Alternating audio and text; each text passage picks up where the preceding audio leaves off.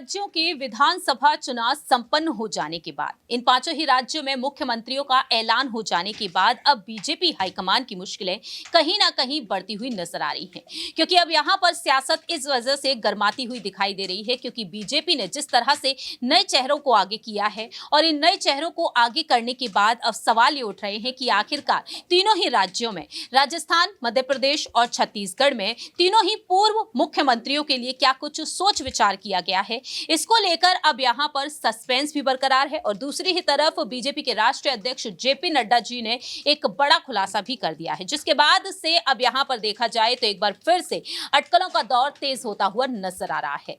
एक बार फिर से हम बात करने जा रहे हैं यहां पर मध्य प्रदेश के पूर्व मुख्यमंत्री शिवराज सिंह चौहान के बारे में कि आखिरकार उनका राजनीतिक भविष्य अब क्या कुछ हो सकता है। नमस्कार, मैं प्रांशी राठौर और आप देख रहे हैं नेक्स्ट 9 न्यूज। दरअसल आपको बता दें कि बीजेपी के राष्ट्रीय अध्यक्ष जेपी नड्डा जी ने साफ तौर पर अब तीनों ही पूर्व मुख्यमंत्रियों को लेकर अपनी बात रखी है। जब उनसे सवाल पूछा गया कि आपने तीनों ही पूर्व मुख्यमंत्रियों को बैठने के लिए कहा है, तो वह कहते हैं कि बैठने के लिए नहीं, बल्कि हमारा तो ये शब्द रहा है कि नए काम में लग जाइए। वह कहते हैं कि हम मिलकर तय करेंगे कि हमको क्या कुछ नया काम कराना है। 15 से 16 साल का अनुभव है इन दिग्गज नेताओं को और ऐसे में उनका कहना साफ तौर पर रहता है कि आने वाले समय में यहां पर बीजेपी अब इन सभी जो जितने भी दिग्गज नेता हैं जिन्हें अनुभव रहा है, सीएम की रेस में रहे हैं, उनके लिए सोच विचार किया जा रहा है और इनके कद के अनुसार इन्हें काम दिया जाएगा और ऐसे में वह कहते हैं कि इनको अच्छे तरीके से काम में भी लगाएंगे। जेपी नड्डा जी ने जिस तरीके से बात कही और दूसरी ही तरफ शिवराज सिंह चौहान के बारे में अगर बात कर ली जाए तो वह कहते हैं कि दिल्ली नहीं जाऊंगा, मर जाऊंगा। और इस तरह के बयान जिस तरीके से सामने आ रहे हैं, इसके बाद से शिवराज सिंह चौहान को लेकर तमाम अटकलें तेज होती हुई नजर आ रही हैं। सवाल यहां पर लेना चाहेंगे अमन जी से कि आखिरकार वह क्या कुछ कहना चाहेंगे। आखिरकार यहां पर शिवराज सिंह चौहान को लेकर जो कहा जा रहा है कि केंद्र की सियासत में उन्हें एक्टिव किया जाएगा, दिल्ली जाने से वह इनकार करते हैं, लेकिन जेपी नड्डा जी कहते हैं कि हम इन्हें काम में लगाएंगे। 15-16 साल का जो इनका अनुभव है, इसके अनुसार अब उनके कद को देखते हुए उन्हें पद दिए जाएंगे। देखिए, बिल्कुल। और जिस तरह की बातें लगातार कही जा रही थी कि आखिर शिवराज सिंह चौहान का क्या होगा,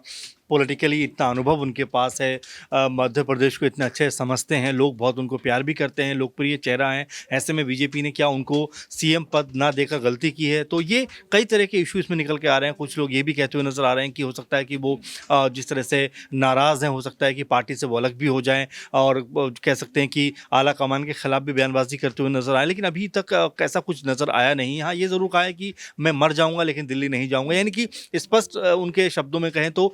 उन्होंने जो मांगने से मना कर दिया कि मुझे कुछ नहीं चाहिए, पार्टी जो सोचेगी उसके लिए मैं काम करूंगा। अब वो काम क्या होगा, किस तरह से होगा, लोकसभा चुनाव को लेकर होगा, क्या लोकसभा चुनाव को लेकर कहीं ना कहीं उनकी कोई भूमिका रहने वाली है, क्या वो केंद्र की राजनीति में आकर अब कोई बड़ा पद संभालते हुए नजर आएंगे अगर सरकार उनकी बीजेपी की एक बार फिर से आती है। तो ऐसे कई सारे इशू हैं जिसको लेकर बातचीत हो रही है और लगातार बीजेपी जो है इन सब चीज़ों पर मंथन कर रही है, क्योंकि जेपी नड्डा अध्यक्ष बीजेपी के, जाहिर बात है कि बीजेपी अपने ऐसे अनुभवी नेताओं को एकदम से दरकिनार तो नहीं करेगी। लेकिन हाँ, ये ज़रूर कहा जा रहा है कि उनके नाम पर चुनाव जीता गया, लेकिन उसके बावजूद भी उनको सीएम पद ना दिया जाना अपने आप में तमाम सवाल खड़े करता है कि क्या वाकई ऐसा होना चाहिए था, क्या वाकई ऐसी ज़रूरत थी इस समय की।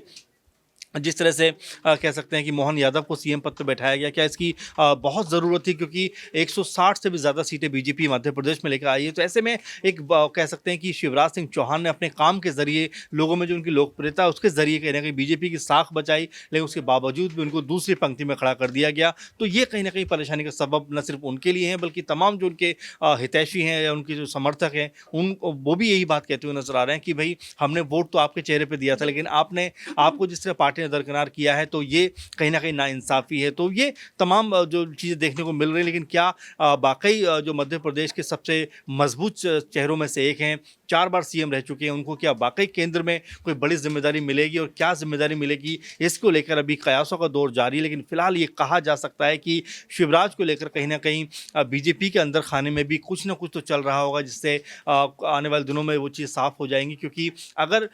इन चीज़ों पर काम नहीं हुआ तो मध्य प्रदेश में भी भी जो बीजेपी है वो कह सकते हैं खेमों में बँट सकती है और इसका सीधा-सीधा नुकसान बीजेपी को होता हुआ नज़र आएगा। आखिरी छोटा सा सवाल ये रहेगा कि दिल्ली जाने के लिए वह मना कर रहे हैं, लेकिन अगर वाकई में उन्हें दिल्ली की सियासत के लिए ही एक्टिव करने पर विचार विमर्श किया जाए तो क्या वह इसे स्वीकार करेंगे या फिर नहीं? देखिए, बिल्कुल, जिस तरह उन्होंने कहा भी है कि मैं दिल्ली नहीं जाऊँगा, मतलब खुद की मर्ज़ी से वो दिल्ली नहीं जाने की बात कर रहे हैं। अब इसमें क्या वजह है? क्या वो मध्य प्रदेश में ही रहना चाहते हैं या मध्य प्रदेश की राजनीति को समझकर जो है उसी के कह सकते हैं इर्द-गिर्द कोई उनके लिए भूमिका बनाई जाएगी? ये कई तरह के सवाल हैं जो अभी भी कह सकते हैं कि अगर-मगर के भंवर में फँसे हुए हैं क्योंकि शिवराज सिंह चौहान ने कहा है कि मैं कुछ माँगूँगा नहीं, जो भी देना है बीजेपी को तय करना है कि मुझे किस तरह का जो है ओहदे पे बैठाना है और देखिए चूँकि 5-6 महीने के अंदर चुनाव है लोकसभा का, तो ऐसे में उनको लेकर जो भूमिका है बीजेपी की मेरे ख्याल में ज़रूर बड़ी होगी क्योंकि मध्य प्रदेश में अगर उनको दरकिनार किया जाता है तो सीधा खामियाजा बीजेपी को भुगतना पड़ेगा। ऐसी स्थिति बीजेपी नहीं लाना चाहती होगी क्योंकि जिस तरह तीनों राज्यों में उसने जीत दर्ज की है तो बिल्कुल बीजेपी का ये मोटिव होगा कि किसी भी तरह से इन राज्यों की तमाम जो लोकसभा सीटें हैं उनके ऊपर अपना कब्जा किया जाए। वाकई में देखा जाए तो अब बीजेपी हाईकमान बिल्कुल भी नहीं चाहेंगे कि कैसे भी करके उन्हें नुकसान हो, क्योंकि बीजेपी ने यहाँ पर जो चाल चली है कि विधानसभा चुनाव जो सेमीफाइनल की तरह माने गए, यहाँ पर किन्हीं कुछ नए चेहरों को आगे किया जाए, सभी समीकरणों को साधा जाए, लेकिन लोकसभा चुनाव में हमें इन दिग्गज नेताओं की जरूरत पड़ेगी जिन दिग्गज नेताओं ने इन राज्यों में रहकर मुख्यमंत्री का पद बखूबी संभाला है। और जिस तरह से बीजेपी ने इस बार केंद्रीय मंत्रियों और सांसदों को मैदान में उतार दिया, तो जाहिर है कि अब यहाँ पर बारी आ चुकी है पूर्व मुख्यमंत्रियों की लोकसभा चुनाव में अहम भूमिका निभाने की। देखना दिलचस्प होगा कि आखिरकार शिवराज सिंह चौहान यहां पर इस फैसले को सुनते हुए अपनी अहम जिम्मेदारियों को देखते हुए स्वीकार करते हैं या फिर नहीं। फिलहाल इस खास रिपोर्ट में इतना ही। बाकी की तमाम अपडेट्स के लिए आप देखते रहिए नेक्स्ट 9 न्यूज।